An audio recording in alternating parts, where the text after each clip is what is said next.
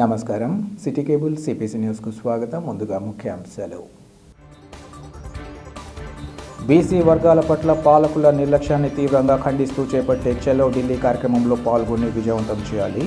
జాతీయ బీసీ సంక్షేమ సంఘం అధ్యక్షులు వెంకటరావు పిలుపు. బీసీ వర్గాల పట్ల పాలకుల నిర్లక్ష్యాన్ని తీవ్రంగా ఖండిస్తూ చేపట్టిన పోరుబాటులో భాగంగా నిర్వహించే చలో ఢిల్లీ కార్యక్రమంలో ప్రతి ఒక్కరూ పాల్గొని కార్యక్రమాన్ని జయప్రదం చేయాలని జాతీయ బీసీ సంక్షేమ సంఘం అధ్యక్షులు లాగ వెంకటరావు పిలుపునిచ్చారు. కడప నగరంలోని పాత రిమ్స్లో గల బీసీ భవన్లో ఏర్పాటు చేసిన విలేకరుల సమావేశంలో ఆయన మాట్లాడారు. రాజకీయ పార్టీలు బీసీ కులాలను అధికారంలోకి వచ్చేందుకు రాజకీయంగా వాడుకుంటున్నాయి తప్ప వారి గురించి పట్టించుకున్న పాపన పోలేదన్నారు. సుదీర్ఘకాలంగా పాలకులకు తమ డిమాండ్లను తెలియజేస్తున్నప్పటికీ వాటిని ఆమోదించే పరిస్థితి ఇకపై ఓట్లు మావి, సీట్లు మీవంటే ఒప్పుకోమన్నారు. బీసీ వర్గాలు రాజ్యాధికారమే లక్ష్యంగా ఉద్యమ బాట చేపట్టాలని నిర్ణయించామన్నారు. బీసీలకు 50% రాజకీయ రిజర్వేషన్ కల్పించాల్సిందేనని, లేని పక్షంలో ఉద్యమమే సరైనమన్నారు. అలాగే బీసీలకు 8 లక్షల ఆదాయం ఉన్న వారికి క్రీమీ లేయర్ పేరుతో ప్రభుత్వ పథకాలకు అర్హత లేకుండా చేస్తున్నారని, దీన్ని తొలగింపుకు చర్యలు చేపట్టాలని డిమాండ్ చేశారు. దేశవ్యాప్తంగా బీసీలకు జాతీయ స్థాయిలో రక్షణ చట్టం తీసుకురావాలని, బీసీలకు ప్రత్యేక బడ్జెట్ కేటాయించాలని కోరారు. చట్టసభల్లో బీసీలకు ప్రాధాన్యత కల్పించే పార్టీకి ఇకపై తమ మద్దతు ఉంటుందన్నారు.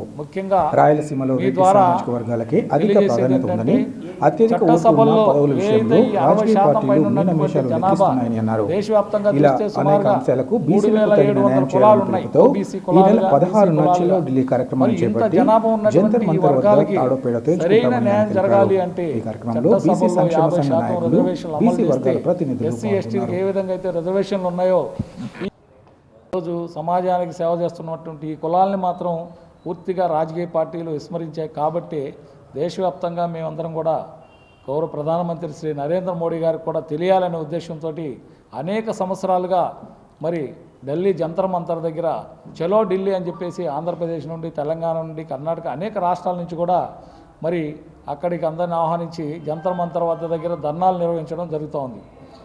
అయినప్పటికి కూడా మరి నేటి వరకు కూడా ఇంకా అనేక డిమాండ్స్ అట్లాగే పెండింగ్లో ఉన్నాయి. అనేక సంవత్సరాలుగా మహిళా రిజర్వేషన్లో సబ్ కోటా పెట్టండి, ఎందుకంటే ఈరోజు కనీసం 50 కోట్లు లేనిది ఎమ్మెల్యేగా కానివ్వండి, 100 కోట్లు లేనిది ఎంపీగా కానీ పోటీ చేసే పరిస్థితి లేదు, అందరికీ తెలిసిన విషయమే.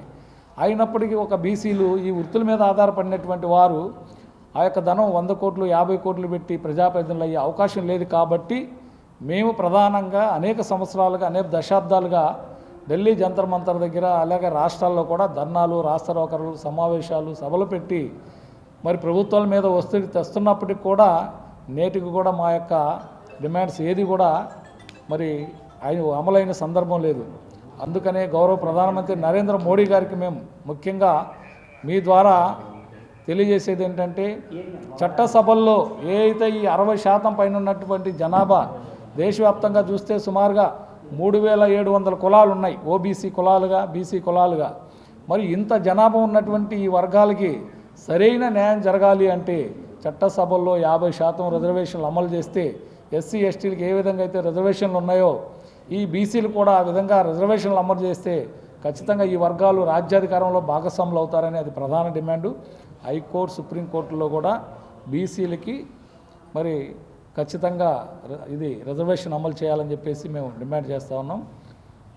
అలాగే బీసీలకి క్రిమిలేయర్ అని చెప్పేసి 8 లక్షల ఆదాయము పైనున్నటువంటి వారికి క్రిమిలేయర్ అని చెప్పేసి వారిని కొన్ని ఈ యొక్క ప్రభుత్వ వీటిల్లో అర్హత లేకుండా చేస్తున్నారు. 8 లక్షల పైన ఆదాయం బీసీ ఏదైతే బెనిఫిట్స్ ఉన్నాయో అవి క్రిమిలేయర్ తొలగించాలని చెప్పేసి కూడా మేము డిమాండ్ చేస్తున్నాం.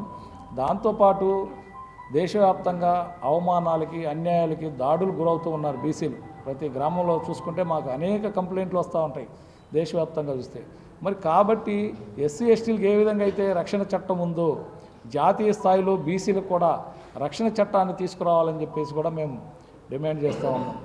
అలాగే మరి ఈ వర్గాలు ఏవైతే బీసీ వర్గాలు ఉన్నాయో రాజకీయంగా, సామాజికంగా, ఆర్థికంగా, విద్యాపరంగా కూడా పూర్తిగా వెనుకబడి ఉన్నారు. కాబట్టి ఈ వర్గాల అభివృద్ధి కోసం మరి బడ్జెట్లో కూడా బీసీలకు ప్రత్యేక బడ్జెట్ కూడా కేటాయించాలని చెప్పేసి మేము మరి ఢిల్లీ జంతర్ మంతర్ దగ్గర అనేక సంవత్సరాలు చేస్తున్నాం. ఇప్పుడు కూడా మరి ఈ నెల 16వ తారీఖున జరగబోయేటువంటి జంతర్ మంతర్ వద్ద జరగబోయేటటువంటి చలో ఢిల్లీ కార్యక్రమానికి రాయలసీమ ప్రాంతం నుండి కూడా అధిక సంఖ్యలో బీసీలు పాల్గొని ఆ యొక్క కార్యక్రమాన్ని జయప్రదం చేయాలని చెప్పేసి కూడా మేమందరం కూడా మీ ద్వారా విజ్ఞప్తి చేస్తూ ఇవాళ జాతీయ బీసీ సంక్షేమ సంఘం జాతీయ అధ్యక్షులు లాగా వెంగళరావు గారు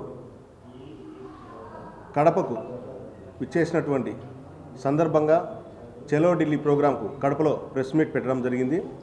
ఆయన లాగా వెంగళరావు గారు మునుపు రాష్ట్రమంతా పర్యటించి బీసీలను ఐక్యత చేసే దాంట్లో ఎన్నో సంవత్సరాలుగా బీసీల కోసం పోరాటాలు చేస్తున్నటువంటి వ్యక్తి లాగా వెంగళరావు గారు. ముఖ్యంగా చలో ఢిల్లీ ప్రోగ్రాంకు రాష్ట్రంలోని నలుమూలల నుంచి ప్రతి బీసీ పాల్గొనాలని ఈ సందర్భంగా మీకు కోరుకుంటున్నాను. ముఖ్యంగా రాష్ట్రానికి సంబంధించిన విషయం మాట్లాడాలనుకుంటున్నాను.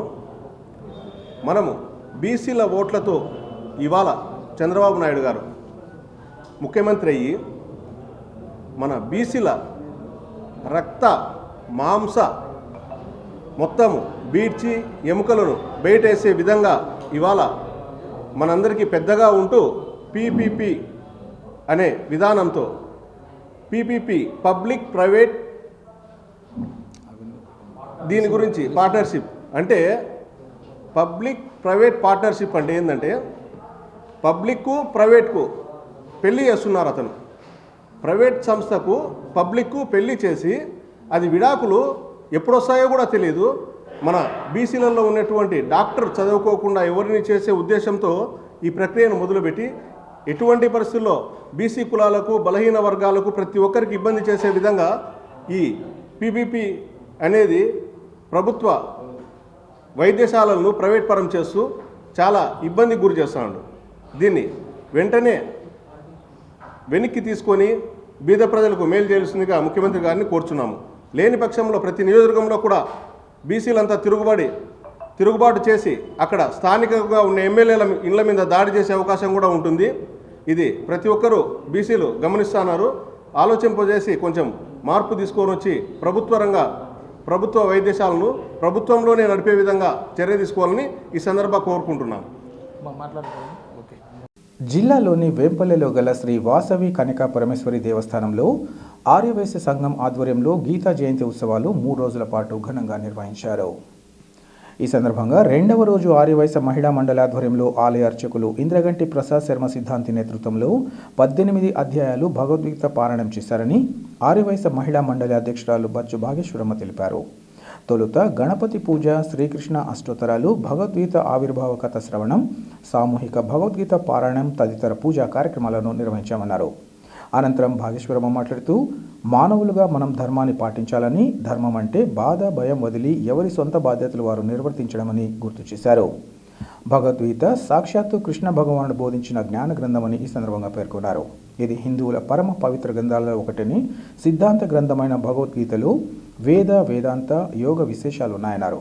అనంతరం భక్తులకు తీర్థ ప్రసాదాలు అందించారు. కార్యక్రమాలను ఆర్యవైశ్య సంఘం అధ్యక్షులు తోటంశెట్టి చంద్రశేఖర్ పర్యవేక్షించారు. ఈ కార్యక్రమంలో ఆలయ నిర్వాహకులు తదితరులు పాల్గొన్నారు.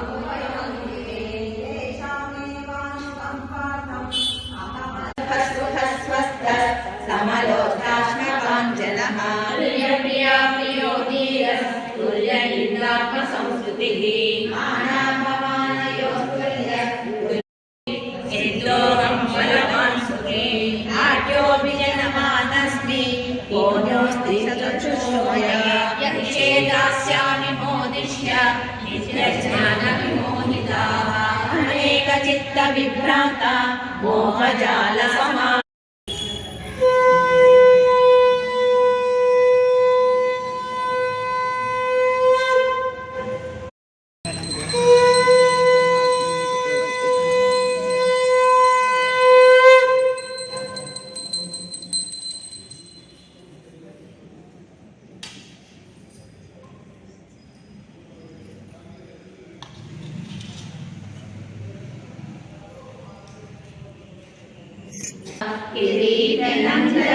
కిరీటనందనచిత్రహస్తం ఇచ్ఛామి త్వాం ద్రష్టుమాంతరైవ తేనైవ రూపేణ చతుర్భుజేన సహ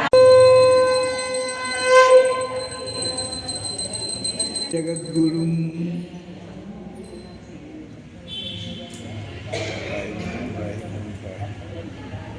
వార్తలు ముగించే ముందు ముఖ్యాంశాలు మరోసారి.